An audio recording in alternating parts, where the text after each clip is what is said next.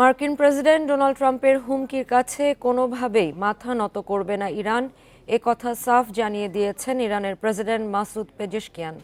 তিনি বলেন, ট্রাম্পের ধারণা মধ্যপ্রাচ্যে এসে স্লোগান দিলে তেহরান ভয় পাবে, কিন্তু তেহরান ভয় পায় না। এদিকে ইরানের সর্বোচ্চ নেতা আয়াতুল্লাহ আলী খামেনির জ্যেষ্ঠ উপদেষ্টা আলী শামখানি বলেছেন, অর্থনৈতিক নিষেধাজ্ঞা প্রত্যাহার করা হলে তেহরান পারমাণবিক কর্মসূচি নিয়ে বিধিনিষেধ মেনে নিতে পারে। পাশাপাশি উচ্চমাত্রায় সমৃদ্ধ ইউরেনিয়ামের মজুত বন্ধ করতে এবং পারমাণবিক স্থাপনায় পরিদর্শকদের প্রবেশাধিকার দিতে পারে। এর আগে রিয়াদে ট্রাম্প বলেন, ইরানের সঙ্গে তিনি একটি চুক্তি চান, তবে এক্ষেত্রে ইরানকে সন্ত্রাসের সহায়তা বন্ধ করতে হবে, প্রক্সি যুদ্ধ থামাতে হবে এবং পরমাণু অস্ত্র তৈরির চেষ্টা চিরতরে ছেড়ে দিতে হবে। ইরান যুক্তরাষ্ট্রের প্রস্তাব না মানলে কঠোর ব্যবস্থা নেয়ার হুঁশিয়ারি দেন মার্কিন প্রেসিডেন্ট। برقرار خواهیم کرد و اعلام خواهیم کرد و داریم